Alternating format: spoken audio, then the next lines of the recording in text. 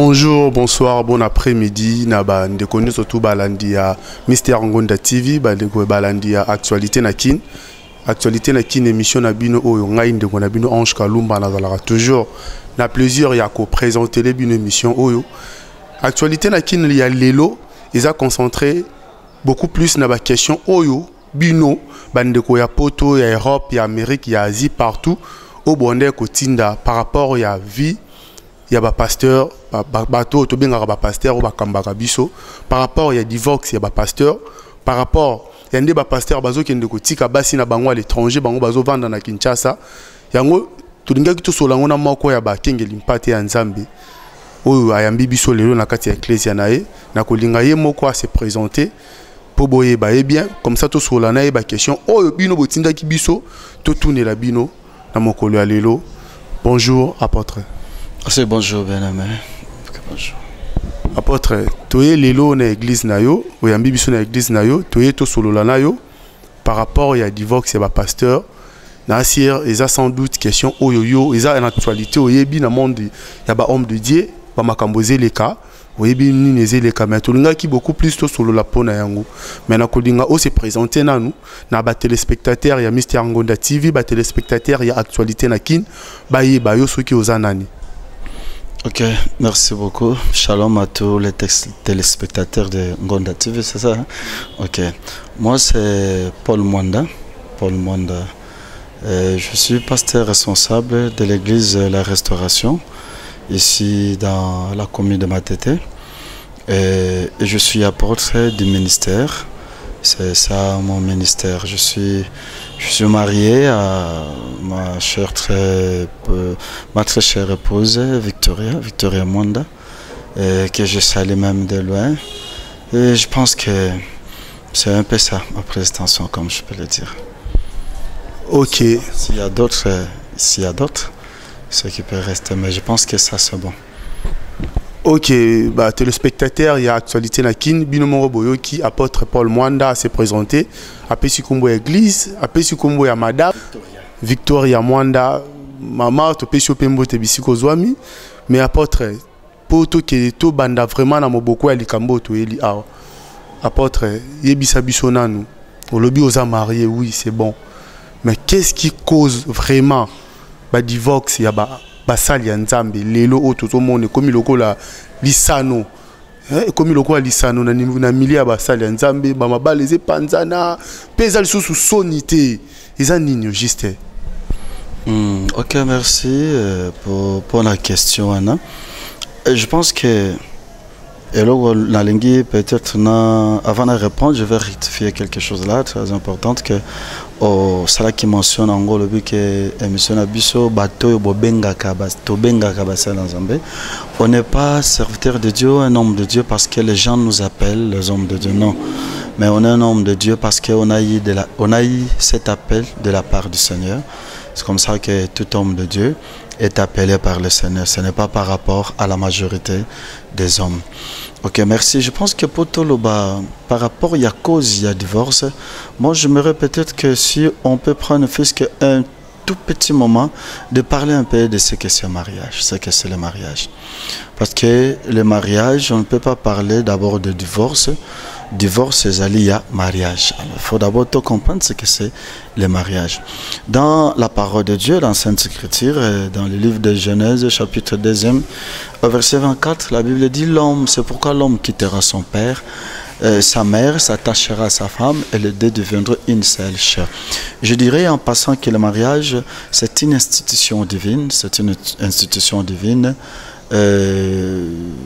qui veille à ce que les deux partenaires, l'homme ainsi que la femme, qui puissent habiter ensemble tout le reste de leur vie jusqu'à la mort. Donc par là, nous comprenons premièrement que le mariage n'a pas été fait pour le divorce, mais le mariage a été fait pour que les gens puissent être ensemble, unis, ti mukolo yaliwana bango, nde volonté yanzambe nde yango wana.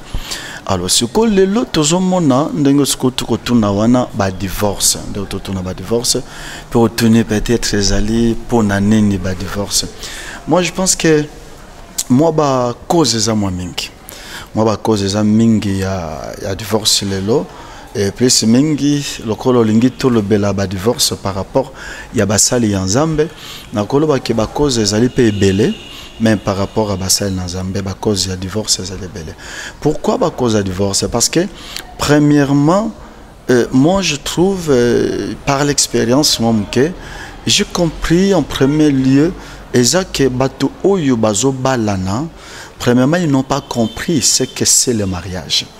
Parce que eloko yo mutu à comprendre était dès le départ akoye bape ko sale la ngondenge sengelité akoye bape ko battre la ngondenge pe sengelité.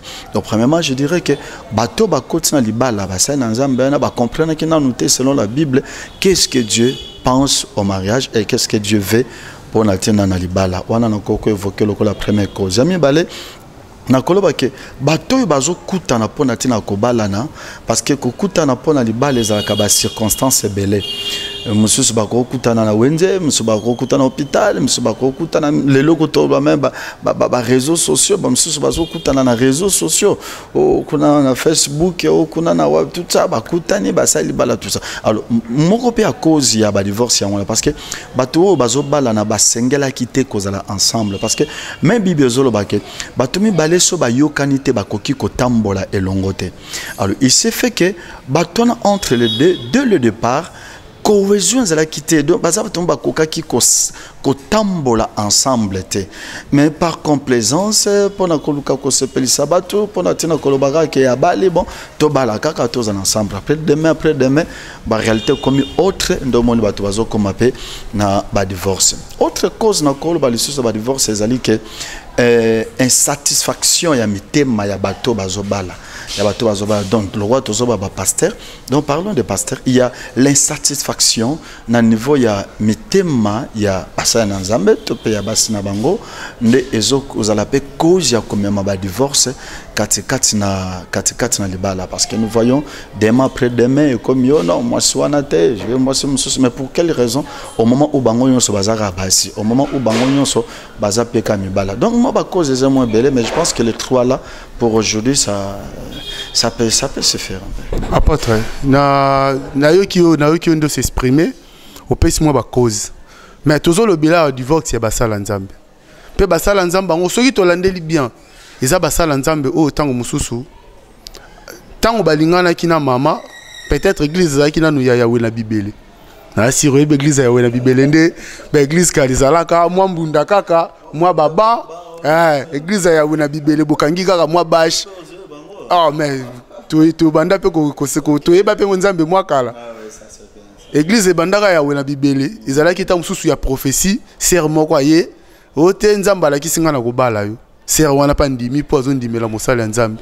Mais tango komi makambo akomata ba avion ya kokende kote ya na poto e komi ote ya za mwasi ya niveau na ngati ya za mwasi ya ministère te. Yebisanga na no apôtre.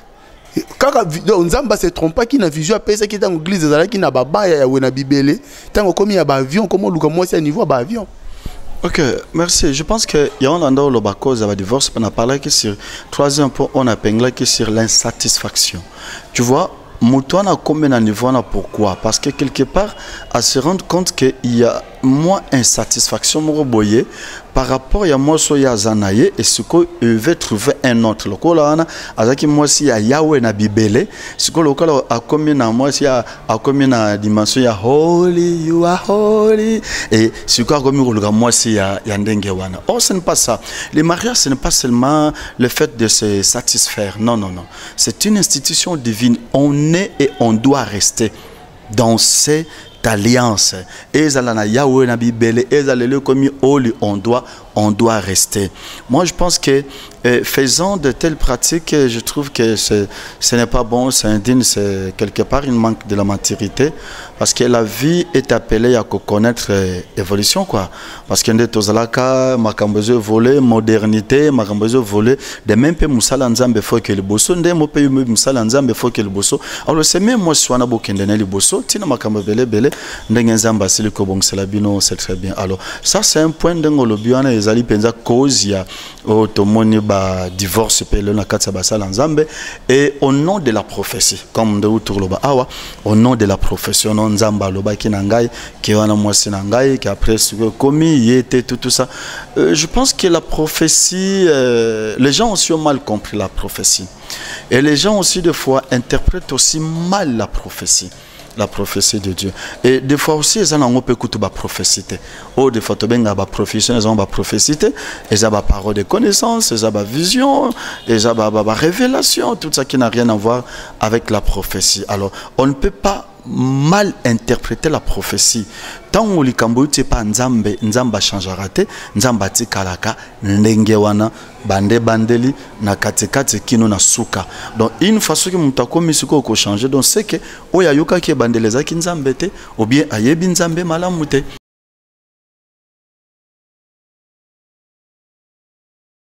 Bote na balandi nyonso ya Mr Ngonda TV.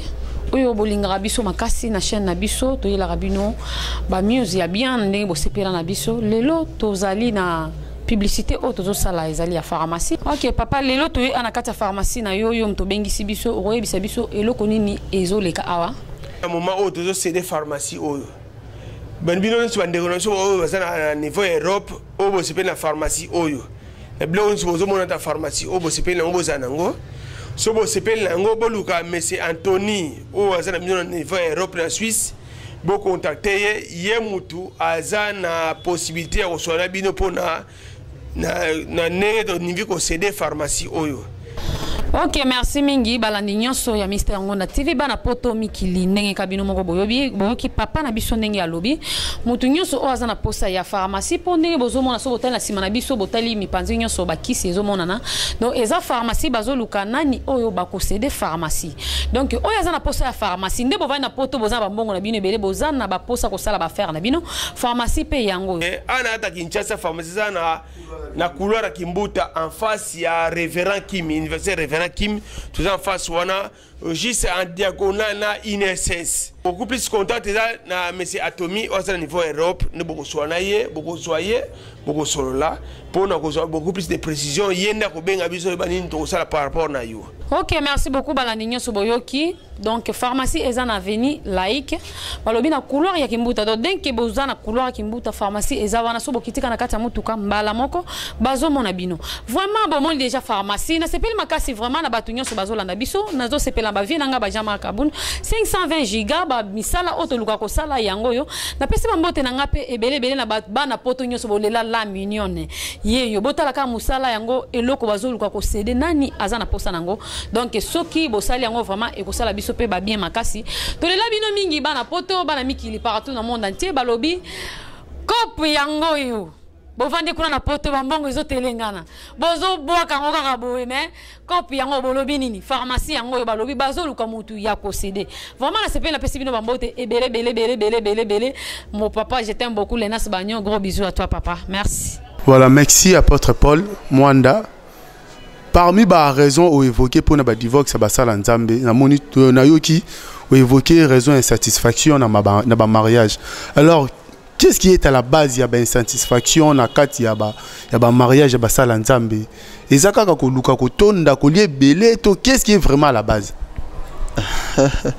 OK merci. Insatisfaction de tozolo bango awa. Eza makambo belé na kati. Donc on ne saura pas peut-être ya kolobelanion so mais je peux donner quelques exemples pour que tu arrives à comprendre comment est-ce que mon thème ya mutezo comme na kati na insatisfaction. Premièrement bazolo ke nde baloba kana mukili ke motema mutezo lo kwa sanduko e bombi makambo belé et na kati makambo le bombi eza na besoin eza la satisfait. Alors tant oza satisfait tende ozomona ezoluka osanini kuluka certification de part et d'autre. Je peux donner certains exemples.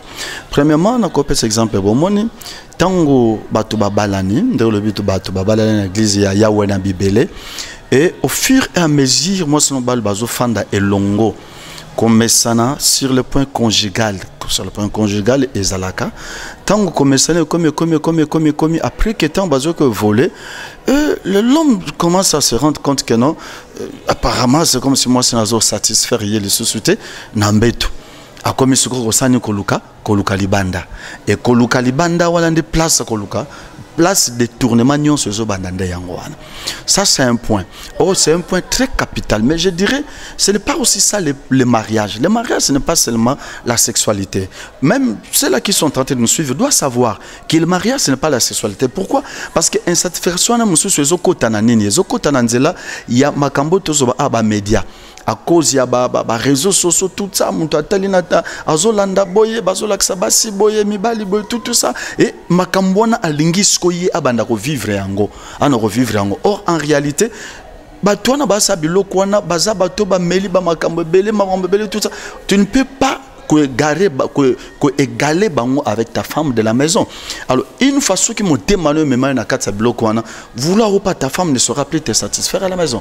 Alors en ce moment là ndomoni mutu aboti insatisfaction et a commis ce ko lukalibanda et na ko lukalibanda na nini a commis ko lukaba o baza moins âgé que moi sinaye et lobi comme ya bon wana za sunatinate a commis ko lukamsus insatisfaction oui apôtre na kato malobate. Pourquoi pas ceux qui moi si nazo satisfaire yo lisusuté o lobale qui est maman mikolo yo na moni po na bolingo ceux qui bon mesali na mutu boko ko maloko mo bandeko. Alors ceux bo communauté mo bandeko mo babilo comme sous mike o ezalaki na ki chéri comment akolongwa. Peut-être moi batam musu ba ndeko passer surtout ceux qui boboti to monaka maman comme mingi ko s'occuper na bana bolingo comme mingi pas bana qui pas papa. Mais ceux qui yo papa ozana fosa ya affection ya maman étant moussale nzambe tout en étant moussale nzambe au lieu de ko envier pour que ndeto ebi moussale nzambe premièrement ba film pornographique et ko roza na téléphone na yete bon déjà ceux qui ont moni que oza satisfaire du sous-souté et pas maman pourquoi pas ko ebiseka que madame Mikolo la moni o s'occuper na ngali sous bien té au lieu de ko luka hier moni té que wande comme quelque part convoitise mais déjà oui pourquoi parce que ba biloko na nyo sotan ozoya eza déjà mabé. Et ça déjà ma baie. Pourquoi? Parce que dès le départ, toi-même la personne, tu te livres et tu ouvres la porte dans ces choses-là. Ce sont des choses qui ne sont pas du tout bonnes. Et là, sur ce point où tu le sur le dialogue na foyer. Mais il y a beaucoup des hommes de Dieu, il y a aussi non seulement les hommes de Dieu, et aussi même les hommes en général, qui ne savent pas entretenir les dialogues au sein du couple, au sein du foyer. Alors, d'autres choses, c'est comme si tabou, moyen, alukango, basolona, moi sinaye ezate, moi pe baluka solution nango ezate, ils pensent que trouver cette solution, ça sera ailleurs. C'est comme ça que zomona ke bazo ko etasuko na mutambu wana oyo diable acha, il y a divorce parce que ça piège.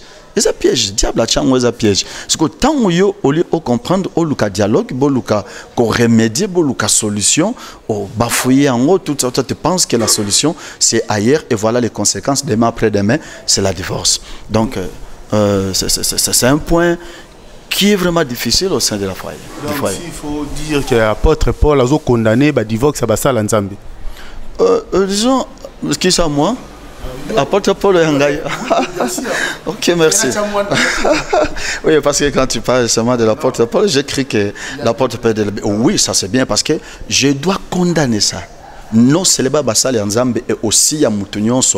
Aussi à Moutounions, parce que la Bible nous apprend à Yakoluka Kozala fidèle de na femme ya bolenge na yo. Na moi ça bolenge na yo ozala fidèle na ye. Kino, parce que tant tobala na tolobaranine, tobalane kino loué rosanini et au kabola biso. Et c'est ce que aussi la Bible nous dit. Alors, comment est-ce que je peux encourager le divorce? Je suis contre la divorce.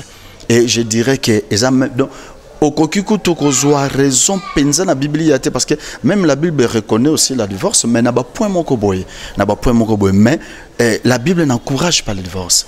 Nous voyons aujourd'hui tant de dégâts que le divorce ils ont causé na ba vie à batou, ils ont causé na église aussi pour ceux-là qui sont pasteurs et aussi même na ba vie ya bana parce qu'on peut être pasteur mais au yebite c'est que elokwana et memi na vie ya bana yo kokiko lukaka te pona vie na yo monique pona intérêt na yo pona besoin na yo au cause de divorce mais tu ne sais pas que tu exposes la vie des enfants, tu exposes l'église du Seigneur. Donc Dieu condamne cela, Dieu n'est pas pour ces choses et moi aussi également je ne serai jamais pour cela. Donc divorce eza malamute. Ok, Bandeko Balandi à Mr. Ngonda TV.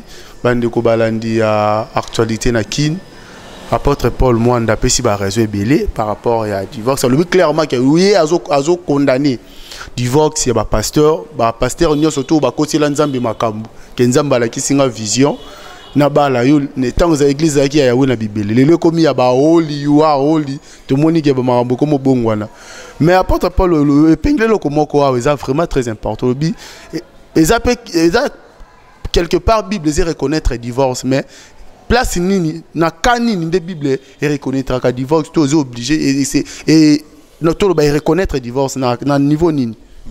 OK, merci. Bible zotal sabiso que divorce et koki cause la reconnaît na kaya adultère de divorce koki cause la reconnaît et zo pesa makoki wana pourquoi parce que en ce moment là boza sumi balete beaucoup mimi sato beaucoup mimi nayi ezo pesa nzela na mutu akoki kotala soit monika divorcer akoki divorcer soit moni pété akoki divorcer pété pona ba raison oyo ezali justifiable atali que non ce qui n'a divorcé moi si ça sera mabe pona église et oza mabe pona bana nanga toutefois aussi il peut aussi pardonner même dans ce cas là il y a adultère. Il peut aussi pardonner, ce n'est pas un problème. Parce que le pardon n'a pas... Ils ont une limite. On peut pardonner jusqu'au-delà même comme on peut. Mais la Bible reconnaît tout simplement, n'a qu'à peut-être divorce, on a des opés sans là, que ce que Monique trouve bon de répudier sa femme et puis répudier sa femme. Mais une chose aussi que je vais souligner ici, c'est quoi? La Bible reconnaît qu'à cas de divorce, tu peux répudier ta femme. Mais la Bible le dit, tango répudier moi si na yo. Okotika la bongo, okotika la susuko bala teti mukoloko sanene, okotika mokili oyo. Mais ce n'est pas ce que nous voyons aujourd'hui. Donc les gens veulent balingi ba to sa Biblia na une partie. Na makambo ze sepelisa bango. C'est ça parce que na lobara mingi batum susu na Biblia ba sala ngolo kola costume à mesure na bango. Donc alingi c'est ami batama na place mo na Biblia pour que azo a raison. Or ce n'est pas ça, c'est pas ça le problème. Tant où yo ça divorce la moi sinon au répédier femme na yo à cause d'adultère. Reste comme ça. Reste comme ça jusqu'à ta mort, ce que la Bible dit pour que au kokisa malobanzam so go la mort tote. Il y a un moment que c'est mieux d'expérimenter la puissance du pardon, c'est aussi possible.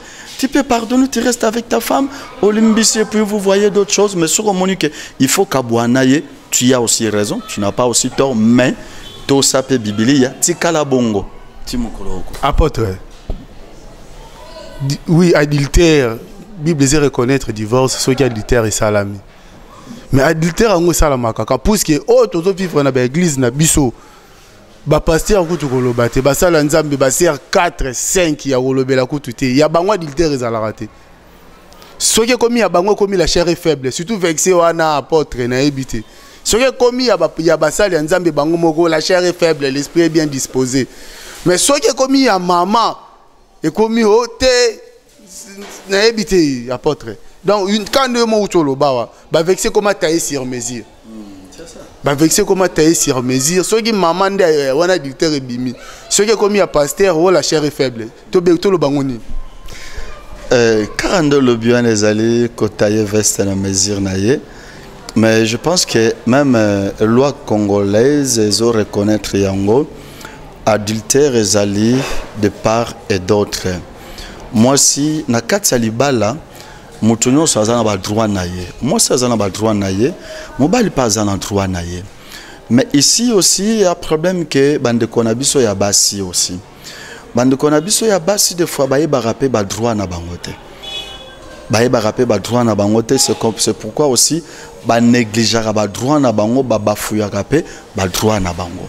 Mais mobeko na biso zolo ba kenon ezala pona mobali ezala pona mwasi muto mon côté azana droit komi pesana adultère muto monta azana droit kobima libanda.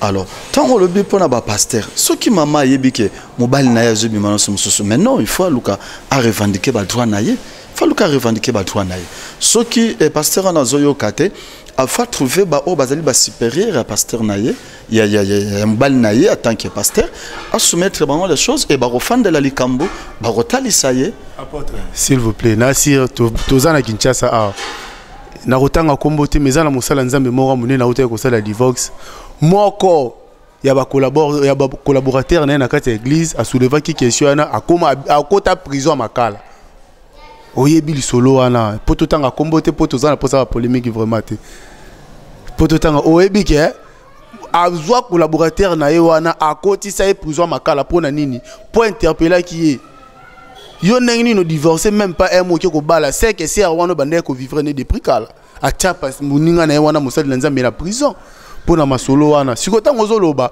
to ebinde bo se comportera na église na ba église ba pasteur boza ba tout puissant ce que ça mususu nda sali likamu na église suspension mais ba pasteur est-ce que d'abord na église nan ba pasteur biso ba pasteur tout puissant est-ce que ba pasteur ba ka suspendi pour tout le monde ata pasteur moko to to ki divorce ki o sentir ya église vanda ki ba kambia église ba suspendre les à la raté siko autant ozolo ba ko kende vers ba supérieur na cadre ni pour pasteur ye moko représentant légal ye moko makamonios na na ko suspendre. Ok, merci beaucoup. Je pense que pasteur Azal est tout puissant. Pasteur Azali mobateli yampate na Nzambe. C'est ça. Et tant tozolo ba awa tozolo ba divorce ba pasteur, pourquoi? Parce que ba pasteur ba c'est un la modèle, ba c'est un ba exemple. Moi ce que je vais demander c'est ça. Pasteur Onyon Sozolanda biso azoka biso, il faut que ça la makas kozala modèle. Ce qui il faut luka o discipliner ba mususu. Mais il faut se faire discipliner. Et ça peut karaté que ba kendoko mona supérieur. Mais yo moko oyebi ke ozana supérieur na yo. Parce que nous avons passé tous les supérieurs na biso. À part oyo tozana ngona oeza établi na sena moye na mukili. Comme moi j'ai mon père spirituel que je salue en passant, mon père apôtre Yoshua Massasu que je salue en passant. Donc tozana ba père spirituel, toza pena ba collège oyo ezoko kamba biso d'une façon ou d'une autre. Et à part ça, attaque tozana père spiritualité pour batumusu bandima père spiritualité batumusu bandima rapé ba collège tout ça mais musala ozo saleza yote ozana supérieur au établissement c'est l'Éternel Yahweh ton Dieu. Alors tant yo jouer ba casa supérieur na yo tu dois même te discipliner par rapport à lui. Faut se discipliner. Soko se discipliner par rapport à Yahweh ou à Bengo katikati na musala. Là, je ne sais plus si tu es en train de servir qui. Mais le solo trobeta on a peut-être nayebi en haute, tu m'informes de ça que bakanga qui pasteur moko na prison, tout ça bon. Là, tu m'informes de ça, je ne sais pas mais s'il y a quelqu'un qui a fait ça, moi je dirais non waneza bonzambete. Parce que même des enfants aussi, quelque part, si Monique papa au sali malam, tout le monde même n'andakut. Même dans l'église, qui papa Monique au sali malam, te moi na quoi ibisayo, que papa et loko boy tout ça dans mon malam. Alors c'est à toi maintenant d'arriver à Koluka. Kotalisa mona pour que vous expliquiez tout ça. Mais yo zaman notinda na boloko tout ça, je pense que ça c'est les banda bonzambe, si je peux le dire, c'est pas bon. C'est ce qui a cocu cause grâce à Kolanda biso le lot humblement n'a vraiment s'il a fait de tels actes qu'il puisse se repentir, si possible d'appeler cet enfant-là et de se réconcilier avec lui, de demander pardon à cet enfant, parce que ce n'est pas bon. Nous-mêmes, nous devons être d'abord des modèles et des exemplaires. C'est très important. Voilà, merci, Bandeko Balandia, Mystère Ngonda TV, Bandeko Balandia, Actualité Nakin, Boyoki, pasteur, apôtre Paul Mwanda, Ndenge, à lobby par rapport à divorce, ça va pasteur, à Pessi, différentes raisons, diverses raisons, à divorce, ça va pasteur. À passant, je salue Motopamba na Mokili. Na salué le président Eric Lucas à Paris. Atindele nga question, mon ami personnel, mon vie Katalai, na États-Unis. En tout cas, na salué tonton Eric Mazea, batbo landa biso na minute na kati à Paris. Mon tonton à moi Honoré Likolo Fade, premier ministre. Apôtre naninga kina tous nos dernières questions oyo. Bana poto bazo tuna biso mingi pe. En tout cas, Motopamba la Mokili. Atindaki question oyo. Vie ingénieur Jojo. Atindaki question oyo. Basi ya ba pasteur na poto. Bazo comprendre te. Pasteur na Kinshasa, mais moi si naé à l'étranger. Tozo yebate, ils a ba divorce masqué. To ils a bozo qui tant bozo qui bozo sala ngo tiki moi si musika yo na Kinshasa. Bozo ils a nini au fait, qu'est-ce qui est à la base? Ils a nini. C'est merci. Je pense que mbali na Kinshasa, moi si na poto, je dirais que ce n'est pas encourageant parce que il faut être ensemble, c'est mieux, ce qui est mieux pour boyer bako mi batela. Mais il s'avérait que na ba moment dans le monde actuel aussi la réalité est belle. Premièrement, je ne sais pas cause. Où il s'agit que pasteur azala Kinshasa, moi c'est azala na poto. Mais cause koki kozala. Ce qui cause wana ezali irréel. Moi je trouve que Dieu puisse faire grâce. Quelque part,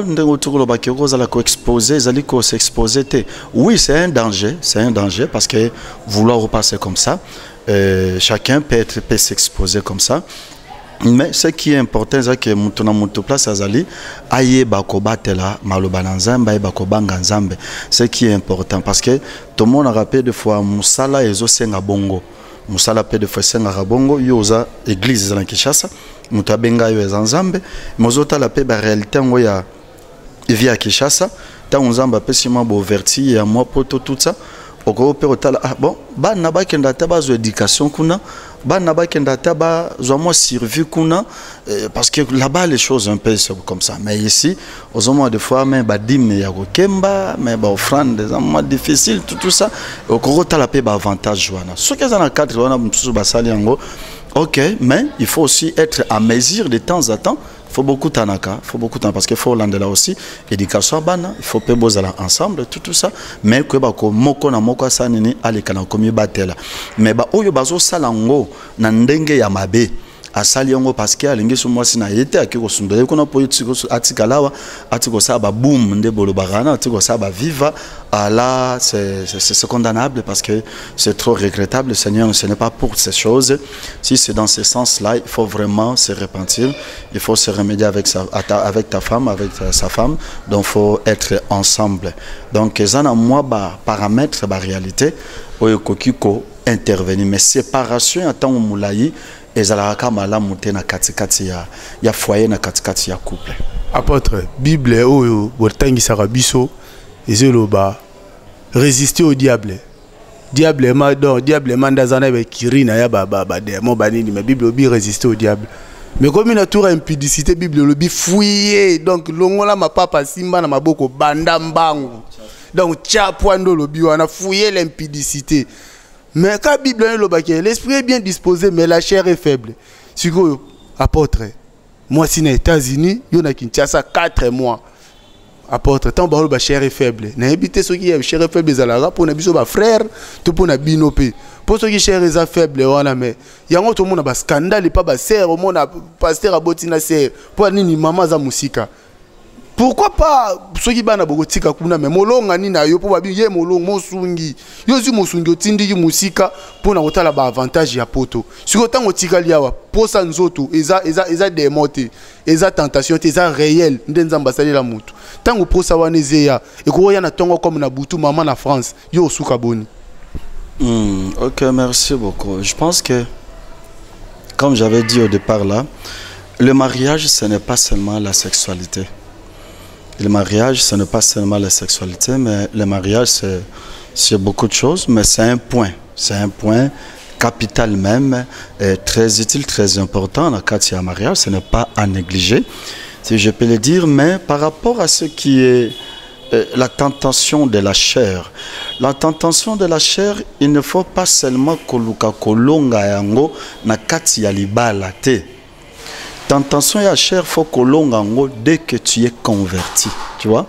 Dès la conversion en Jésus-Christ, la Bible dit que au crucifié chair nayo et l'on a Christ à la croix, tu passes à la baptême pour commencer à mener une nouvelle vie dans le Seigneur et une vie victorieuse. La personne qui crucifie sa chair, c'est la personne qui peut vaincre la tentation de la chair. Ce que la Bible appelle, nous devons vaincre les passions charnelles. Ça fait partie de la katia.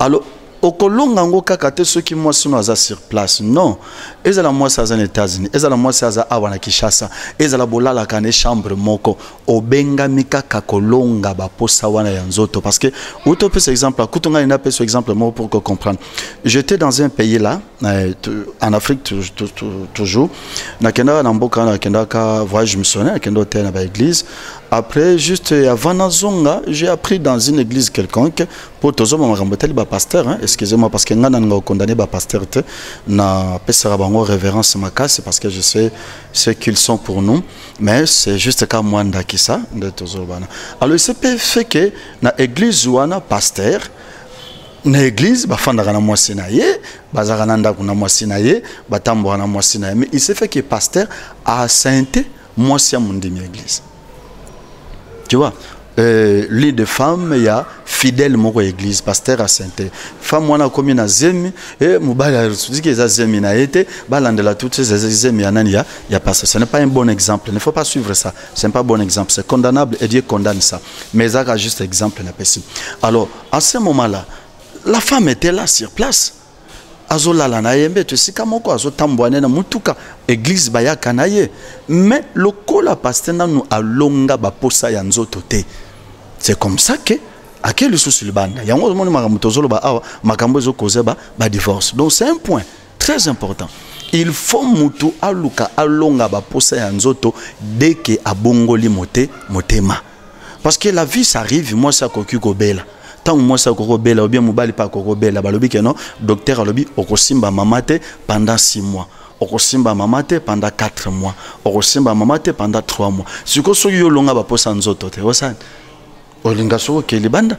Moi, je pense que tant que tu es un homme de Dieu, tant que nous sommes tous des chrétiens, parce que pasteur Azapé Christo, bison te bengami kolonga ba posa yanzo, que ce soit frère en Christ, que ce soit pasteur, il faut tout le cato travail ba vina biso spirituellement pour toyer ba kolonga ba posa yanzoto. Donc wane zali penza cause tendengo lobi que non peut-être sur aux États-Unis, sur kaza boye 4 mois tout ça na autre par exemple pour la que soko longi posa nzoto te ataza sur place. Tout le monde a mis même nandaku azala mwasi na mais akomi ko bimana leki ya mwasi na mais c'est quoi tu vois donc premièrement il faut que ça la makasa ko longa ba posa wana yanzo tonde ko ba ko sunga yo c'est un peu ça mais je suis en train de dire que je condamne de ceux-là qui font ces déplacements de leurs femmes d'une manière intentionnelle.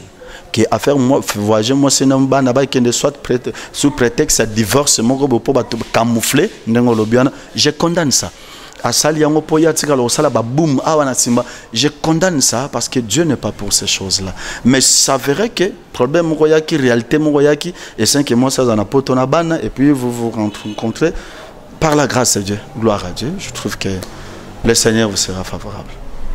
Merci apôtre Bexi Susu bandeko balandi ya Mystère Ngonda TV bandeko balandi ya actualité na kin ba pona ba pasteur on surtout les acharnements contre binoté biso pe tozana ba pasteur baté ya biso passage je salue mon pasteur Dominique Ngoyi Kabuya et toute sa famille je salue aussi apôtre Chain Telebituli na balandi tu evodi les acharnements les akaka juste quand des fois partir ça le bac moi confusion koti toluki mokili na toluki mokili tokuti ngo na église toluki église tokuti ngo na mokili tengi toye ba parce que différence il faut zala entre bana nzambe na ba o nzambe te différence il faut zala mais ceux to komi ko confondre makambu eza sunatina te émission na biso comme de vraiment na souka en tout cas merci apôtre na habite ceux qui li loba souka ezali ceux qui moi programme ya église moi na elanga o logo e bandi ceux qui moi ba séminaire ezali ceux qui moi ya souka loba souka ko loba par rapport il y a émission Isali. Ok, merci beaucoup Yali Bosso. Je dirais que je vous remercie toute l'équipe de cette émission. Je vous remercie. Je remercie également tous ces téléspectateurs qui vont me suivre au travers de cette émission. Que le Seigneur Dieu puisse les bénir. Par rapport à programme l'église, nous sommes l'église La Restauration et ici c'est l'église de Matete. Nous avons nos cultes chaque mercredi, vendredi, dimanche, mercredi 7h, vendredi 7h. Dimanche, nous avons des services. Le premier qui est francophone, le second qui est bilingue. Le francophone commence à partir de 7h à 9h30. Le bilingue commence de 9h30 à 12h. Mais cette période-ci, on a 30 jours d'enseignement, donc j'avais déjà commencé à parler sur ça. Nous parlons sur le tabernacle de Moïse. Vraiment, notre jour, on aura le temps de là-dessus. Et puis, les peuples dits vont bénéficier par rapport à ça. Dans la période de l'ango, on a une activité évangélique, on a commune, on a tournée évangélique dans ma tête. Dans le cadre de la plateforme de New Generation. J'avais oublié à signaler la présentation. Je suis le représentant ou encore le visionnaire de plateforme de New Generation. The New Generation, c'est une plateforme où tu as travaillé dans différentes églises, dans différents ministères en place pour le cadre de l'évangélisation, pour le cadre de l'encadrement. Il y a des jeunes gens dans le cadre de la foi spirituelle, la foi chrétienne. Alors, tu as une période de tournée évangélique. On a fait une campagne d'évangélisation dernièrement. C'était au quartier Banono, aux environs. Et puis, dernièrement, nous avons fait ici à Maindombe. Et prochainement, nous allons faire au quartier Batende. Et puis, donc, nous continuons après, à la fin. Tout match, ça veut dire que tout match était en Christ. Actuellement, nous avons un match. Donc, si vous voyez quelque part, on a écrit match matete en Christ, n'hésitez pas, venez, même de loin, appelez-nous, soutenez-nous parce que nous avons besoin de vos contributions pour notre activité WANA. Donc, c'est un peu ça. C'est un peu ça le programme qui est prévu. Tous en a différentes conférences de Rosanango. Les informations vont passer.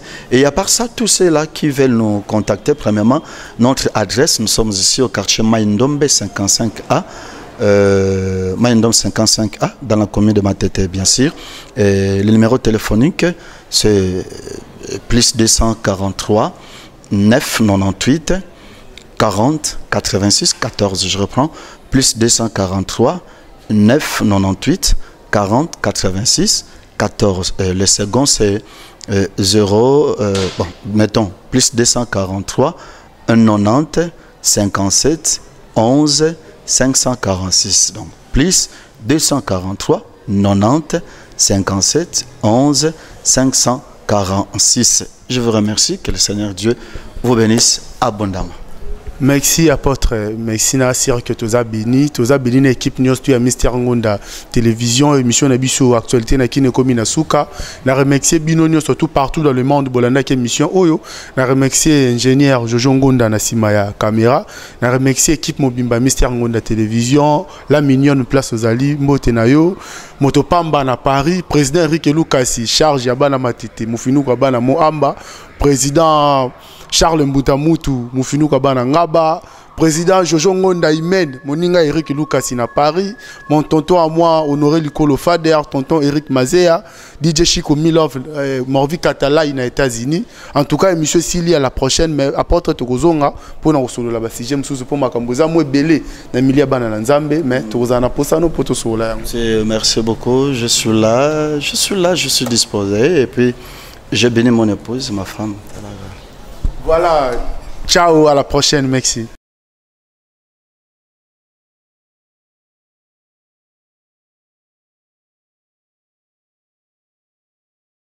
Bon, tu as un sur Mystère Ngonda TV. Oyo bolingaka biso makasi na chaîne na biso toyela bino ba musique ya bien ndenge bo sepela na biso lelo tozali na publicité auto sala ezali ya pharmacie. OK papa lelo toye ana kati ya pharmacie na yo mto bengisi biso oyebisa biso eloko nini ezoleka awa à moment auto céder pharmacie oyo ben bino nso bandeko nso oyo bazana na niveau Europe oyo bo sepela na pharmacie oyo na bilo nso bozo mona ta pharmacie oyo bo sepela ngo bozana ngo so bo sepela ngo boluka monsieur Anthony oyo azana bino na niveau Europe na Suisse bo contacter ye mutu azana possibilité ya kosola bino pona na ne do niveau ko céder pharmacie oyo. OK, merci mingi balandi nyonso ya Mystère Ngonda TV bana poto mikili ndenge kabino moko boyobi boyoki papa na biso ndenge alobi mutu nyonso o azana posa ya pharmacie po ndenge bozomona so botali na sima na biso botali mipanzi nyonso bakisi ezomona na donc eza pharmacie bazoluka nani oyo bakosede pharmacie donc oyo azana posa ya pharmacie nde bovani na poto bozana bambongo na bino ebele bozana ba posa kosala ba faire na bino pharmacie pe yango ana ata Kinshasa pharmacie zana na couloir Kimbuta en face ya révérend Kim université révérend Kim tout en face wana juste en diagonale na INSS. Beaucoup plus contact na M. Atomi au niveau Europe, nous beaucoup soigner, beaucoup soyer, beaucoup solo là pour nous avoir beaucoup plus de précision. Yenda ko benga biso banini to sala par rapport na yo. Ok, merci beaucoup Balandinyo Soboyoki. Donc pharmacie Ezan Avenue laïque. Balobi na couloir ya Kimbuta. Donc dès que boza na couloir ya Kimbuta pharmacie Ezavana Sobokitika na kati ya mutuka mbala moko bazo mona bino. Vraiment bon mon déjà pharmacie na sepeli makasi vraiment na batunyo so bazo landa biso nazo sepela ba vie nanga ba jama kabun 520 giga ba misala auto luka ko sala yango yo na pesi mbote na ngape ebele na bana poto nyoso bolela la million ye yo botala ka musala yango eloko bazo luka ko cede nani azana posa nango. Donc soki bosali yango vraiment e ko sala biso pe ba bien makasi to lela bino mingi bana poto bana mikili partout dans le monde entier balobi kopu yango yo bovandi kuna na poto bambongo ezotelengana bozo boka ngo kaka boye mais kopi yango bolobi nini pharmacie yango yo balobi bazoluka mutu ya posséder vraiment la sepela pesi bino bambote ebele bele mon papa je t'aime beaucoup Lenas Bagno, gros bisous à toi papa, merci.